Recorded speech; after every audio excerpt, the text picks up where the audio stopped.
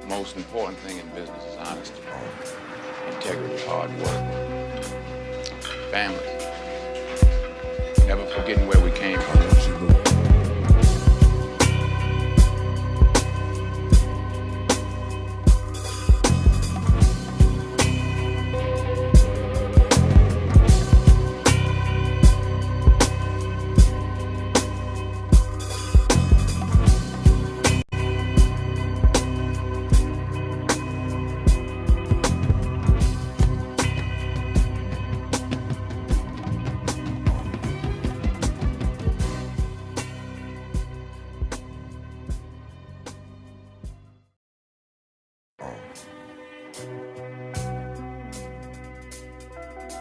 The most important thing in business is honesty, integrity, hard work, family, never forgetting where we came from.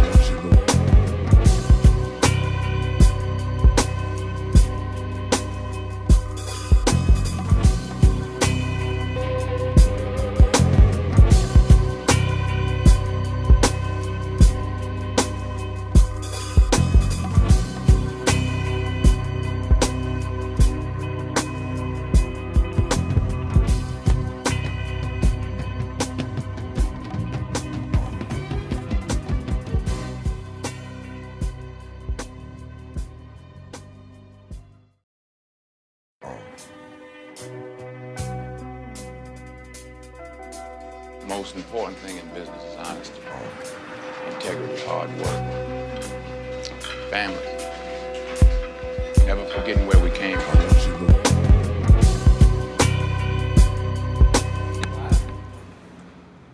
All right, we got some built-in mic sound. Okay, we'll work with what we got. Just turn up the mic volume a little bit. How's it going, guys? You are now rolling with a D.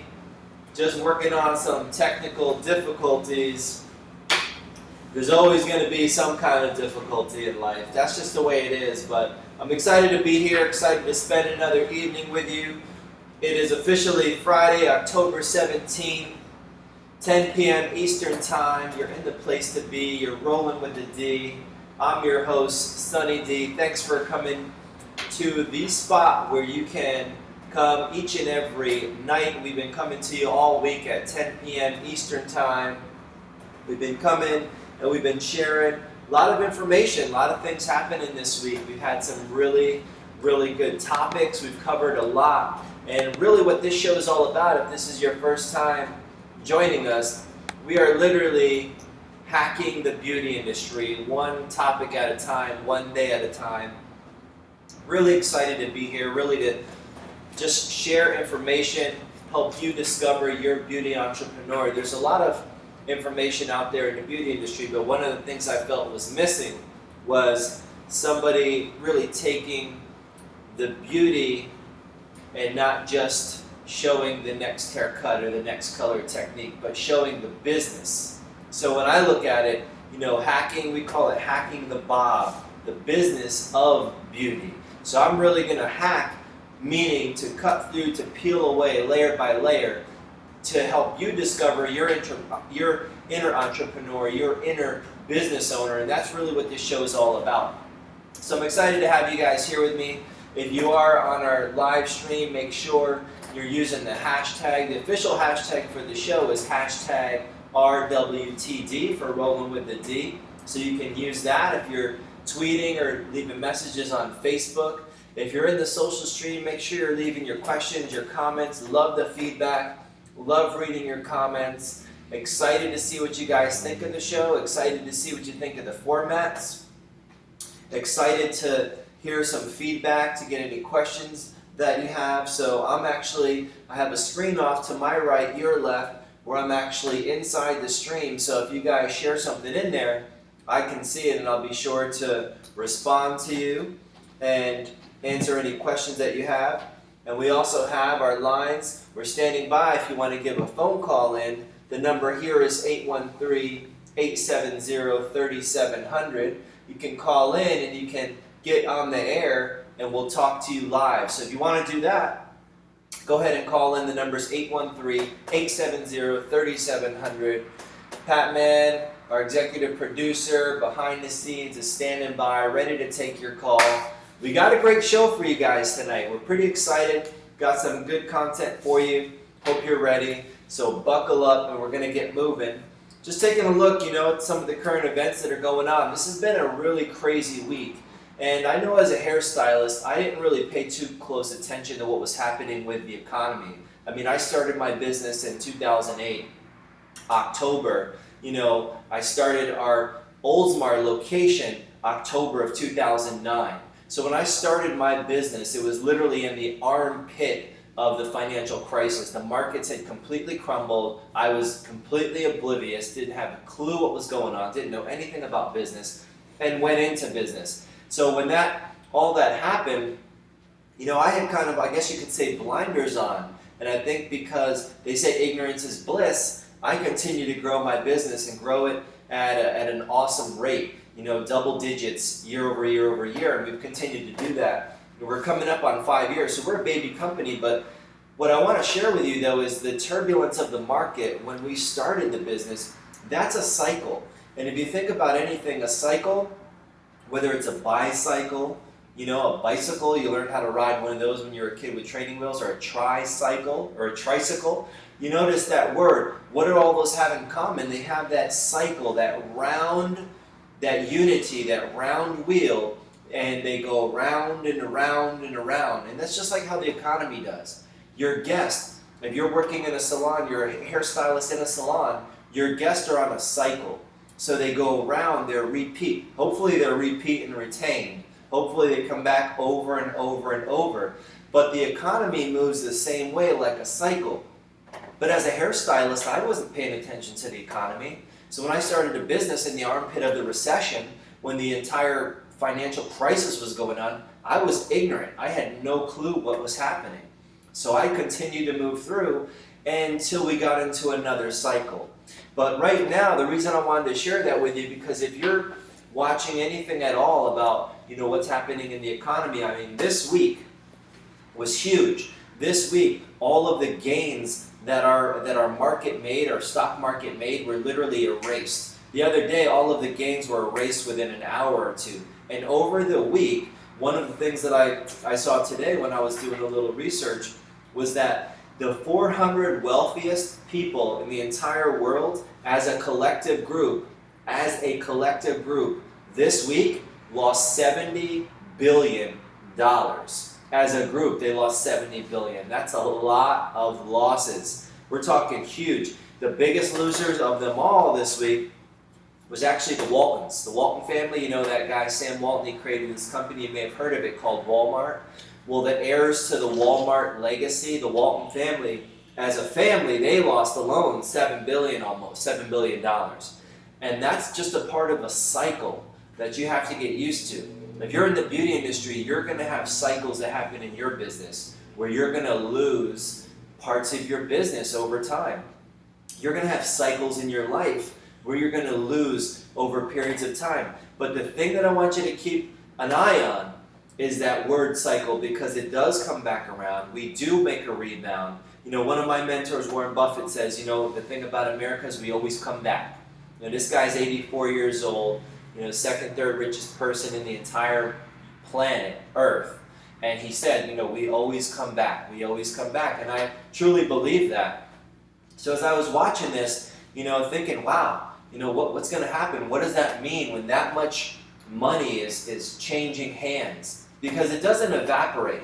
Here's the thing you got to remember, guys. If somebody loses something, then that means somebody finds something. Things don't just go into the ethers and float away. So that $70 billion, it was a loss from the 400 wealthiest people in the entire planet, but that was actually a transfer of wealth. That money didn't, when they say lost, when I say that they lost that much money, I want you to know that they didn't lose the money like it evaporated and went into thin air. They lost the money, meaning it transferred hands. There was a transfer of wealth. That's really what lost means. So think about that. That was a big thing this week. The 400 wealthiest people losing $70 billion. That was a huge shift in the market.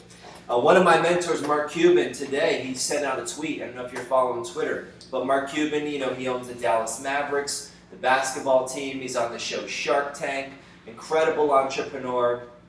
Made most of his fortune and fame in the media business. In 1999, he sold his company Broadcast.com. He sold it to Yahoo for like $6 or $7 billion, and that was his claim to fame.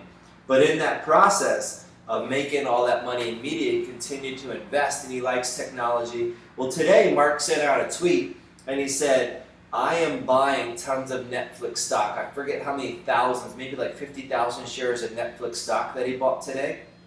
Now, when you look at that, why would he make a move like that? Netflix they got their ass kicked this week, guys. They lost 20% of their market share, but they're still valued at $21 billion. So they still have a market value of $21 billion. Now, why is he buying when they're losing so much? They raised their subscription fee. I'm a subscriber to Netflix. They raised their subscription fee by $1.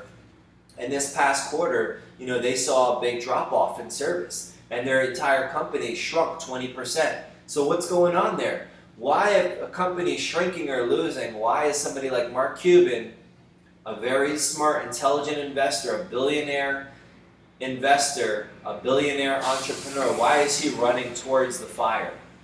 What's going on there? You have to pay attention to things like that. And he's buying that Netflix stock at $357 a share. I went to a stock market class back in 2011, 2012, and as an example, they showed us Netflix, and at the time, Netflix as a stock was $58 a share, and at the time, I didn't have the money to invest, but the instructor's like, I would buy some of this stock, and he was showing us some of the reasons why, and it was still kind of a, unbeknownst to me, a company, I didn't really know much about it, it wasn't really a big deal. Imagine if I had bought that at $58 a share, and today it's trading at $357. That's 6.5 times. So think about that. 6.5 times your money turned, you took $1 and you turned it at $6.50. That's a big gain. But their stock is losing. So why is he running towards that? And one of the things I thought about is one of the quotes that I heard one of my other mentors, Warren Buffett, say. Now, if Warren Buffett talks, I listen, because you don't become I think he's right now second or third richest person in the entire world. You don't become that by being an idiot. You don't become that by not knowing what the heck is going on in the world. One of the things that he said was, and I want you to listen closely to this. This is a powerful statement. He said, be fearful when others are greedy. And then he followed that up and said, be greedy when others are fearful. And I thought, when I thought about that quote, and I saw Mark Cuban, he's like running into a burning house. So everyone's freaking out. Netflix is losing, they're losing. 20% of their stock drops 20%. And Mark Cuban's like, hey, he tweets out, I'm buying tons of Netflix, and picks up 50,000 shares of it. I don't know his total ownership in that company stock, but why is he doing that? He's following Warren Buffett's advice. Not a bad idea. So that's some of the stuff I want you to be thinking about. We as hairstylists, we need to pay attention to stuff like that, because as the market swings, as it goes up and down, so do our businesses in the salon. Our guests, everything is affected by everything else. So if you see the economy taking a dip, the economy as a whole takes a dip. There's not, people are like, oh, I'm in the beauty industry, it's recession proof, people always have to get haircuts. But did you notice how long of a stretch that happened? 2008, 2009, even 2010 and 11. People that were coming in before that in 2005, 6, and 7 may have been coming in every 5-6 weeks, and they stretched it to 8 or 9. They didn't stop getting their hair done, but what they did do is they started stretching out the cycle. So I want you to be thinking about that, because we are part of the economy, we're part of the beauty industry, but we're still part of the economy. So I make it a habit to study what's going on in the market, study those swings, and pay attention. And you may not understand it. When I started, I didn't have a clue. You know, I turn on Bloomberg TV, I don't know what the hell they're talking about. I don't know stock markets, they're talking about market caps and valuations. I don't know any of that. I made it through high school, okay? I know how to add. I can add 1 + 1 is 2. I'm good with that. But I didn't know any of that information, but I started paying attention little bit by little bit, started hanging around people, listening to how people that had money talked about money. And at the beginning of that journey, you know, I'm kind of like a fly on the wall. I didn't have anything to contribute, but slowly but surely, I started to understand it. So that's where, when I'm talking about hacking the beauty industry, or as I say, hacking the Bob, the business of beauty, that's what I'm talking about. Being able to understand and being able to have a little bit more of a knowledge of what's going on a global perspective. So you can make smart decisions with your money, smart decisions with your business, smart decisions with your career, because you will be affected. Nobody gets a pass. I don't care what industry you're in. So those are some of the things that I saw I thought were kind of interesting as some of our current events that are going on. And then as we get into tonight's topic, I do want to remind you guys that we have the phones open. So if you want to call in, 813-870-3700 is the number here to the studio. We'd love to take your call. If you're in the stream, go ahead and send a tweet out, send a message out, put a post in there if you're watching live, so I can know who's out there and I can give you some bits of information. If you have a question you don't want to call in, you want to drop it in there, and make sure you're using the hashtag RWTD for Rolling with the D. That's the official hashtag. So we're going to get into our topic when we come back. Tonight I'm going to be taking you through 7 habits of the successful and wealthy that you're going to want to adapt and practice in your own right. 7 habits of the successful and wealthy. These are things you're not going to want to miss. These are things that those people like I just talked about, the Mark Cubans, the Warren Buffetts, they're practicing these habits. They're ongoing, they're part of their DNA, and I don't think they're a bad group of people to copy. So we're going to look at those 7 habits of the successful and wealthy. I'm going to take you through those. You're rolling with the D, hashtag RWTD. Thanks for tuning in. We're excited to have you here, and we'll be back after these messages. Stay tuned, guys. This break is brought to you by The Salon 1.0, a Paul Mitchell Focus Salon with locations in Tampa, Florida and Oldsmar, Florida. Are you tired of the same old routine when you go to the salon? You know the one I'm talking about. You go into the salon, sit down, and the stylist says, "What are you getting done?" And then when you leave, you have a shorter version of the same thing you came in with. Then it's time to upgrade your salon experience and visit the Salon 1.0 near you. Our team of salon professionals are trained in the latest techniques in hair cutting, hair coloring, and hair styling, and will offer you customized consultations with every visit. Enjoy our complimentary beverage bar and private shampoo room where you can sit back, relax, and enjoy a hot towel treatment, head massage, and hand massage with every visit. Come in and let one of our Paul Mitchell trained professionals create your new look. Visit us at www.thesalon1.net to schedule your next reservation. That's www.thesalon1.net. You can also reach us in Tampa at 813-280-2953 or in Oldsmar at 813-854-4505. Visit the Salon 1.0 and let us show you what the salon experience is all about. This break is brought to you by... Take any client when you accept credit cards with Square. There's one low rate for every card. And you see money in your bank account as fast as the next business day. Schedule appointments, send text reminders, and learn how to keep clients coming back with real-time sales reports. Take care of your business with Square. Get started for free at square.com.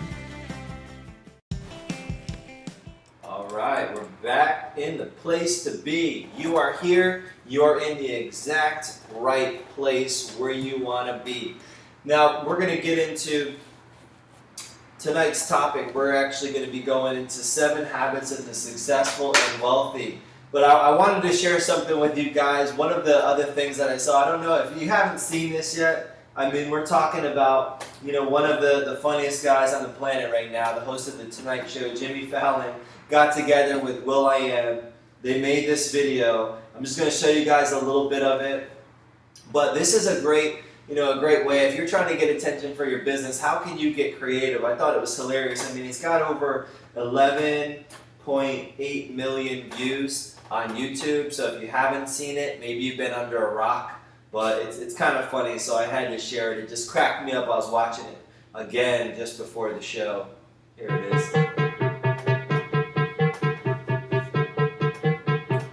Seriously? Look at her back. Oh, she looks like a slide. I'm like, what? Right? Oh, you got to see that. Girls, I can't believe that. She's so basically basic. She's literally making that sound. This is embarrassing. Seriously.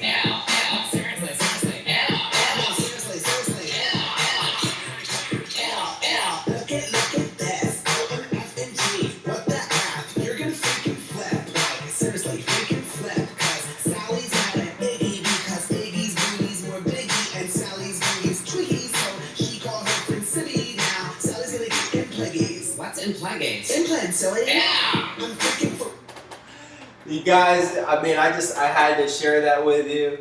Unbelievable. Those guys are hilarious. But that's just an example of, things that, people are doing, to get attention. And I want you guys to be thinking about that. I mean, in your own business, you have to be thinking about ways to get creative. 11.8 million, not too shabby.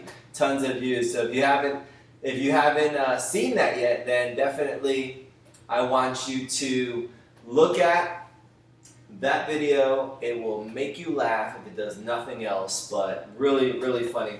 And it's kind of cool because when you think about it, you've got two guys there, and I thought it was appropriate to share as we're going to be talking about habits of the successful people. Because you got two guys there, one, Jimmy Fallon, who, youngest, he's like 41 years old, the youngest Tonight Show host in the history of the Tonight Show. A tenacious, if you ever get a chance to look into his story, I mean, as a teenager, he got shot down over and over, was persistent, had, a lot of these habits, really strong mentorship, and just kept on pushing. Then you take a guy like will.i.am, creative genius, works with tons of different companies. People bring him in to give them just an edge because of the way that he thinks. I mean, you guys know him mostly from the Black Eyed Peas, but he works with Microsoft, he works with technology companies, he works with not only music, but he's in all different kinds of fields. And the two of them come together and create this, and literally just create the virality of the business. So they're looking at how they can, capture an audience, get attention. But behind that, you have to think about it. That's funny to you and me, but that's also very smart from a business perspective because they're plugging into different demographics and different audiences all in one. So you have to be thinking about that. I thought that was pretty cool. So we're going to jump into our topic this evening. What we're going to be working on is we're talking about 7 habits of the successful and wealthy. So these are habits that you're going to want to make part of your DNA. So that's where we're going tonight. So we're going to start off with the first one. So when you're thinking about habits of successful and wealthy people, the first thing is setting good daily habits or daily rituals. Now, for example, maybe in your daily ritual, you have maybe an exercise regimen that you've been neglecting or that you need to make part of your ritual. Committing to, maybe it's even a walk. If it's a 20-minute walk, for me, it may be just like doing push-ups in the morning. It's something that's simple that I can do, but I dedicate myself to it, and it's a ritual, it's a habit. Now when you think about any kind of habits that you want to implement, I want you to think about putting those habits on a timeline. So if you think 30 days, if you make a commitment to something for 30 days, you'll create a habit. Effectively, it can be done in about 20 to 25 days. If you do it consistently, you'll create an ongoing habit. So that's something that I want you to think about. What's another habit that you might need to create? Maybe it's a habit that you need to get rid of. One of the statistics of healthy successful and wealthy individuals is the amount of TV that they watch. It's very small. They watch less than an hour a day. So I want you to think about how much time are you spending in front of the boob tube. Maybe that's an area that you can maybe trim back on. And if you cut back and you can do it for, say, 30 days, you effectively can make a new habit. So that's something else. What about another habit you can think about is, besides exercise, obviously, is there's the eating of the healthy diet. Now, when you have a cheat day, and that's okay, but if you have that habit, but if every day is a cheat day, if every day you're eating like crap, then your body, your health, your wealth, your mind, your focus, everything suffers because of it. You're not going to have the stamina, you're not going to have the endurance, you're not going to have the vitality to be able to keep up. Thinking about where you're at. Do you feel your age? If you feel your age, that might be a sign that you might need to make some adjustments on habits. Sometimes I see people, they're 30, 40 years old, and they're like broken. And then on the other end, I see 30, 40-year-olds that are running circles around people. What's the difference? They all have daily habits that they change. So I want you to think about that. Now the key, when you're thinking about those good daily habits or those good rituals, the key that successful and wealthy people have discovered is they made them a habit and then they totally committed to them. So if it's 20 to 30 days, you're going to practice something, whatever that is, commit to it, totally commit, all in, do it 20, 30 days and you'll make it a habit. One of the next ones, number 2, successful and wealthy people, habits of the successful and wealthy, goal setting. Goal setting is huge, huge, huge. My favorite training I do with my team is a goal setting workshop we do at the beginning of every year, and then we all get together as a group and we come up with our goals, we commit to them, we write them down, we type them up, we print them out, we have copies, and we look at those on an ongoing basis, not once a year. Like everyone's like, oh, I'm going to do a New Year's resolution. Yeah, great. You do your New Year's resolution, and then you don't look at it again. Statistically, by January 15th, every one of those resolutions has been given up on. The reason why? Because it's out of sight, out of mind, like anything else. So when we're talking about setting goals, things that you're going to want to do, work in small increments. Work in what we call, in our company, we call it 3-6-9. So work in a 30-day, a 60-day, and a 90-day increment. My goal is to travel the world. That's broad. That's a dream, right? That's a broad dream. If you want to put that into a goal, maybe this year, I'm going to go to this country. Or maybe in the next 90 days, I'm going to go visit this place. Or go to this city or state. And then we start to map it out larger. So when you think about setting goals, you need to think about specific. Got to be specific. Oh, I want to be wealthy. That's not a specific goal. That's a dream. It's being specific. How much money do you want to earn this year or in the next 90 days? How much money do you want to earn next year? So thinking about the actual dollar amount, that would be specific. The other thing that I did, I tied in time bound. You got to make sure if you're setting goals, they have a timeline on them. Because I want to travel the world before I die says you'd think it'd be nice to travel the world, but the reality is that's just a dream. That's not a goal. So having them being specific, having a time on them, also being realistic, right? Think about being realistic. For some people, they're like, oh, I want to play in the NBA, right? And you're 5'2" and you got 2 left feet. It's probably not going to happen. Be realistic. Some of the things, it's like, oh, that's nice to do. Like, I'd like to be president of the United States. But that's not a realistic goal. It's just like, I could just say it, but be realistic. So you need to be realistic. Those are a few things. In our goal setting workshop, this is an entire day of training that we spend crafting a goal statement. And it could take longer than that. But it's one of my favorite trainings that we do because we really get specific. We go through the entire process. We start to map them out. But those are a few tips. And healthy, wealthy, successful people, they're great goal setters. They set goals that are specific, that are time-bound, and are realistic. The third thing, Living within means.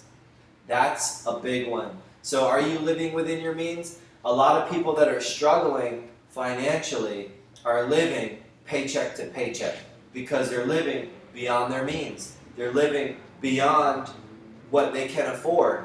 And when you think about that, what does living within your means mean? It means knowing, okay, this is like a resistance, some of it's a discipline, some of it's a I really want this or I really want to buy that, but I'm going to delay that. It's temporary delay of gratification for long-term attainment of an asset or of wealth. So it's very hard for a lot of people to do that. But living within your means. When we come back, I'm actually going to give you one of the quick formulas that I use about how I look at a dollar. Like, what should you do with a dollar? So I'm going to give you some. I'm not an accountant. I'm not a financial planner, not a financial advisor. Just going to give you a little, tip or what I do or how I look at a dollar. And I teach this to my kids, what to do with a dollar. So when we come back, we're going to talk about living within your means. Today we're going over the 7 habits of the successful and wealthy people. You're rolling with a D. Make sure you're using that hashtag RWTD. We're here live, 813-870-3700. If you'd like to call in or leave another question or comment in the social stream that I can tackle for you tonight, because we are tackling the 7 habits of the successful and wealthy. You're rolling with a D, and we'll be back. Stick with us. Stay tuned, guys.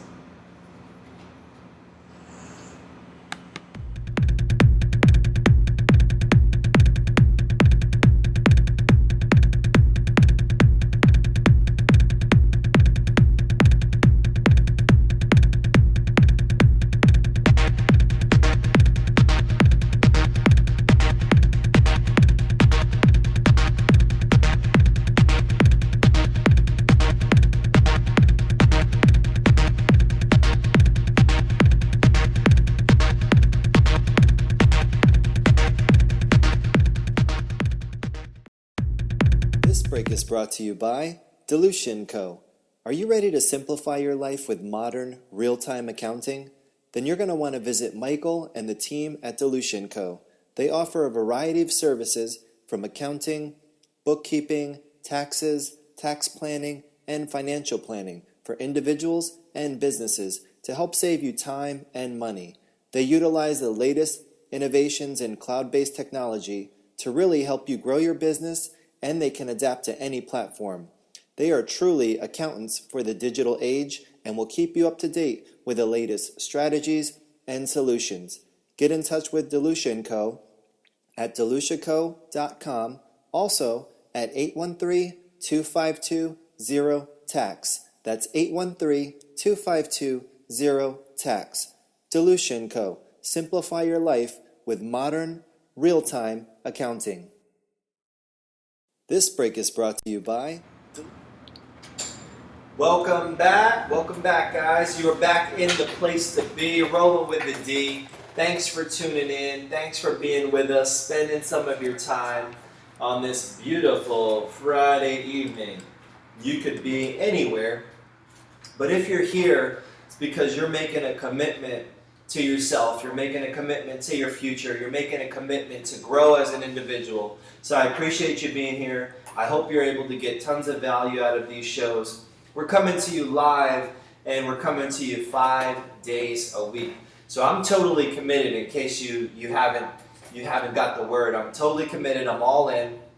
The goal of this show, if this is your first time joining us, welcome to Rolling with the D Live. The goal of this show is we're hacking the Bob, we're hacking the business of beauty, but really what we're doing is I'm trying to speak the language of entrepreneurship so really our industry can understand it, because I know I didn't get that kind of training, and I know I talked to a lot of people, they never had a course. Like when I was in high school or when I was in beauty school, there was never a class on how to develop your mind and think like an entrepreneur, understand business, or understand what to do with your finances, or understand. There was nothing really that helped me in that arena. So I constantly was just trying to study and learn and absorb and hang around people that were way smarter than me so I could learn this. And in turn, as I started a company, It's a big thing that we do in our organization. You know, working with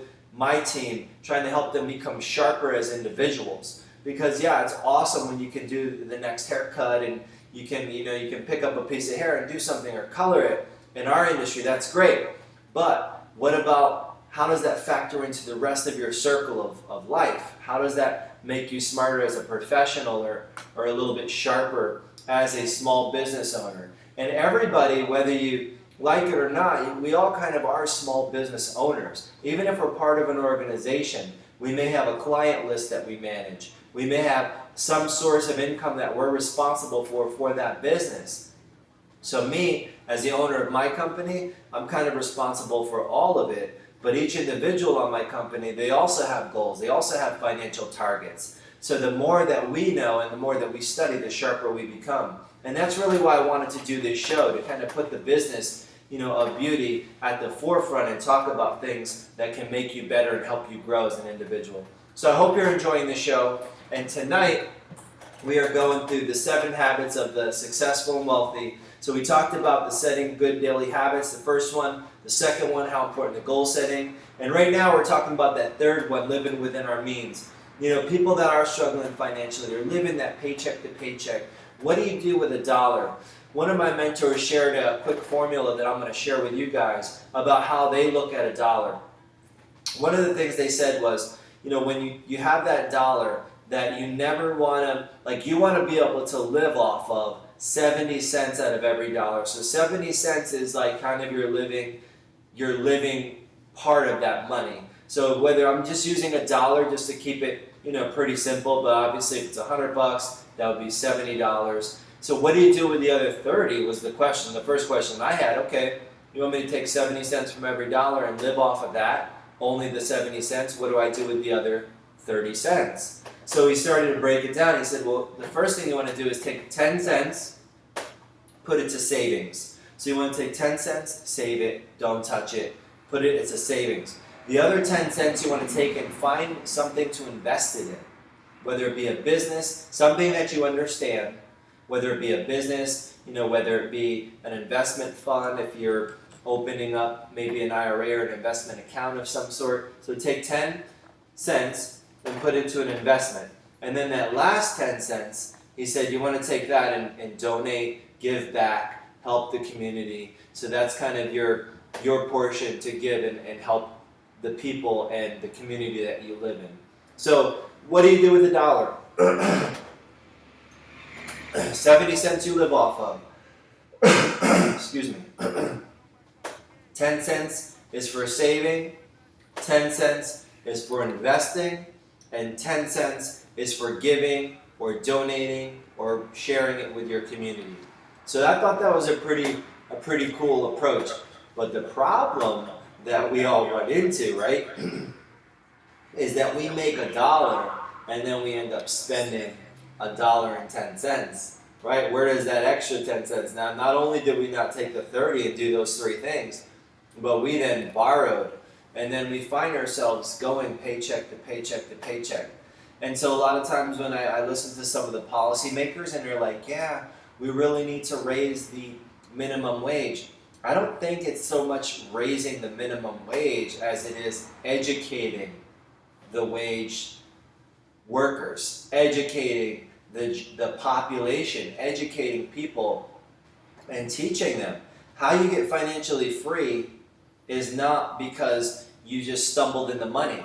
Most people that win the lotto, people are buying lottery tickets. Most people that win the lotto, statistically within 5 years, they're back to where they were. They could win 10 million, 50 million, 100 million within 5 years. If they were a $30,000 a year earner, they make their way back to that $30,000 a year. What happened? They were a millionaire and then they lose it all. Not because of the minimum wage, it's because of the education.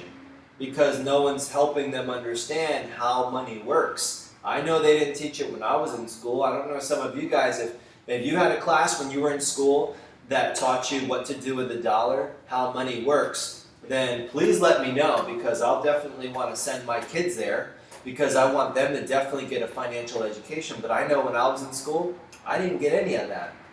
So when I start thinking about it, it pains me to see when people are struggling, and I've been there, and I made a commitment to myself. I made a commitment to my family. I made a commitment to my children that I want to give them a better life, and we want to live in a better position. So the way that we're going to do that is by getting the education, and that's really what this show is all about. So what I want you to think about is what you're doing with $1. Are you living that paycheck to paycheck? What are you doing with $1? So that's the third thing I want you to think about, living within your means. That's one of the habits of successful and wealthy people. They're living within their means. Over there, Pat. They're living within their means. So let's move on to number 4. So you have 7 habits of highly successful and wealthy people. Number 4, daily self-improvement. Daily self-improvement. We're not talking about once in a blue moon going to a training, or maybe once a year reading a book. The key word I want you to take away from that is it's daily self-improvement. That's one of the habits. Successful and wealthy people, they block out time every single day to dedicate time to self-improvement. Now, I think, I always joke around, because I went to high school, I never, went to the college and got a degree or anything like that. But one of the things that I did, I always tell people, I'm like, yeah, I got a degree from Automobile University. So Automobile University is me listening to audios in the car as I'm driving. That's where I got my degree from. So whether it be on YouTube or it's an audio book of some kind, Automobile University. So that's how I get a lot of mine in. The other thing that successful and wealthy people do is they read for 30 minutes a day. So I see we do have a live caller. So we're gonna get her on speakerphone, and we're gonna hear from, looks like Adriana from where? I'm not sure where she's from. Hello, where are you from? New Jersey? Cool, New Jersey. And you are live. Hello, Adriana? Hi. Hi, how's it going, Adriana? This is Sunny D. Thanks for calling in. Awesome. I just have a question. How do I know to invest in my in a business if I don't really know anything about what I'm actually, if I don't know, if I don't really have money saved up, how do I go about doing that? So let me ask, so you're asking about how do you know to invest in a business, or how do you get involved in an investment? What is it that you're looking to do? How do I know to get involved financially in a business, and how do I go about finding the money to do that? Okay. How do I know that I'm ready to do that? Because I do see myself as an entrepreneur. I just don't know when I'm ready. Okay, I got you.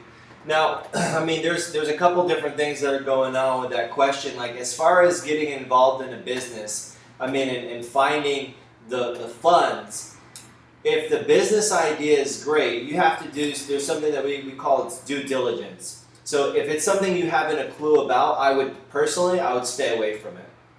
I personally wouldn't get involved in investing in semiconductors because I don't know anything about the space. So I tend to look at businesses that I can understand, and that's something that I get from listening to people like Warren Buffett, where he says, he invests in things he can understand.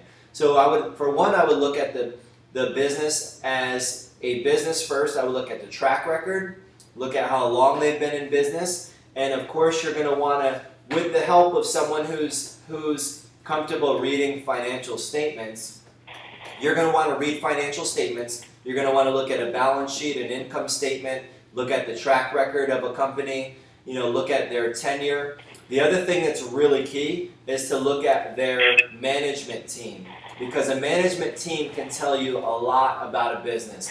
Now, if you have a founder and a co-founder that have been together since the company began, that's always a great sign, because you know that there's a probability that they're working it together and that they're going to be around for a while. The second part is, Adriana, when you're talking about as far as funds go, if the business idea is sound, the financials look good, then it's about prospecting. The first place you're going to start is going to be, it's called friends and family. Those are going to be your first kind of lines of defense. And then once you exhaust friends and family, because you'll find that some people in your friends, your family, they have money that they don't know what to do with. So if you bring them a good idea and you present them a good idea, then they may look at it and say, you know what, that's something that I want to get involved in. So I would start with friends and family. And then if the idea is juicy enough, if there's enough meat on the bone, then you might take it to more of an institutional investor. If the business plan is sound, if the track record's good, if all those other things check out, you can attract money. Believe it or not, there are tons of people that have money, but they don't have anywhere to put it. They don't have a good idea. They don't know what to do with it. So Adriana, if you're that type of person and you can find it, you could almost be the middleman, so to speak, and help kind of bring a deal together. Does that help you out?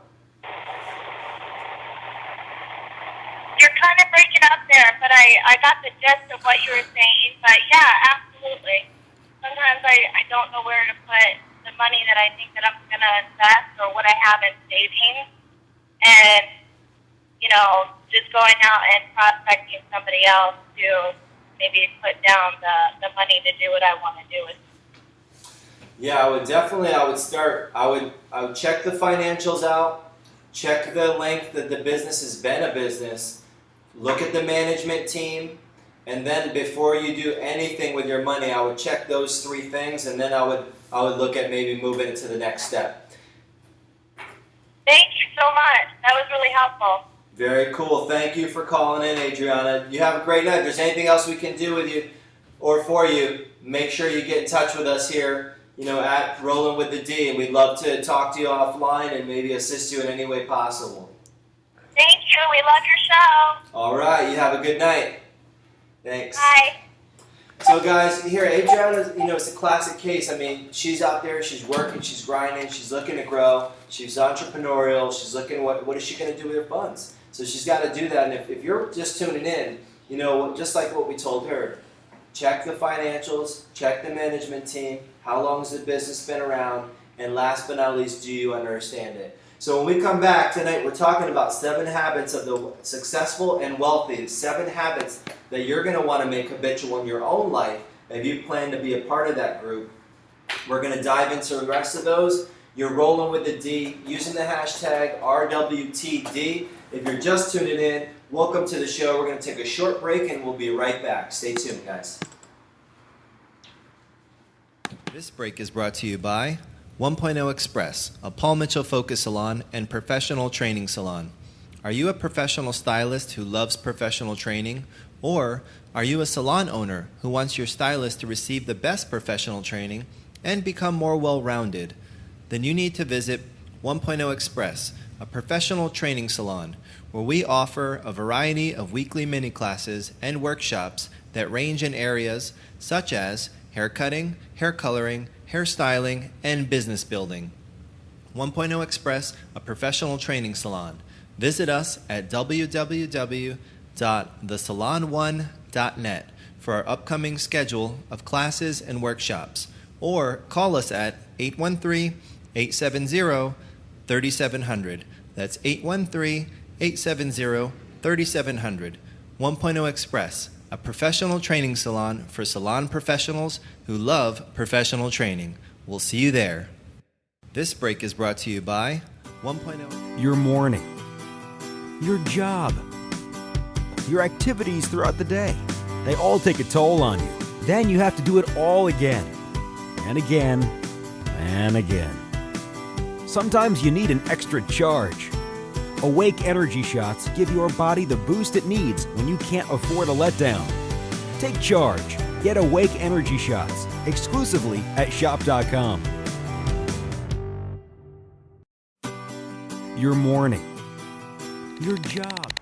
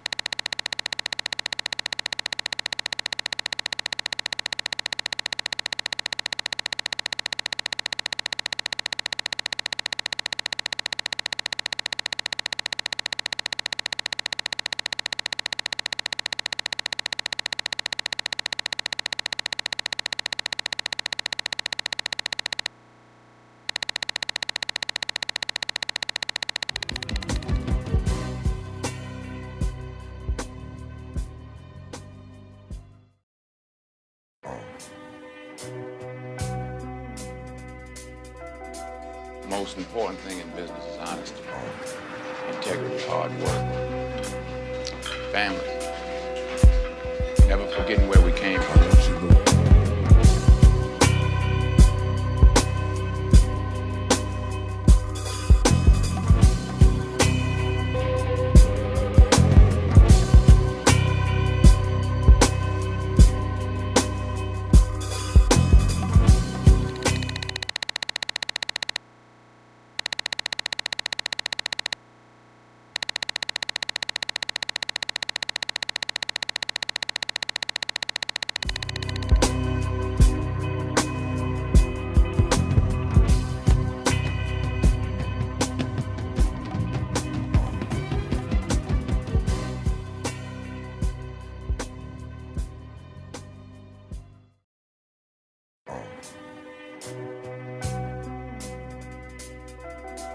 The most important thing in business is honesty, integrity, hard work, family, never forgetting where we came from.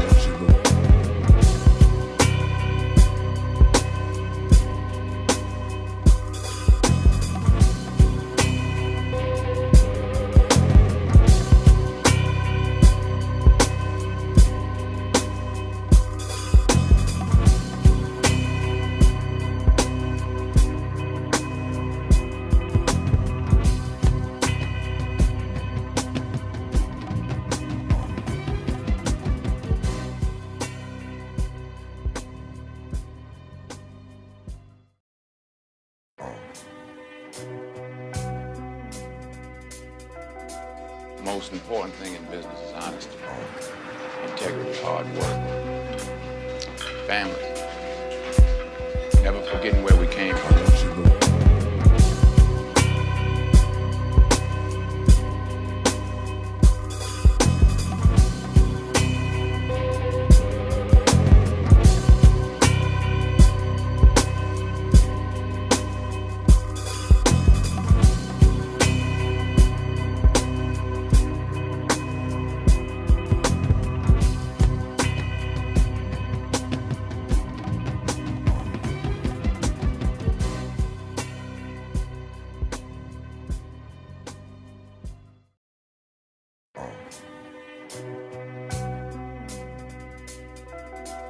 Most important thing in business is honesty, integrity, hard work, family, never forgetting where we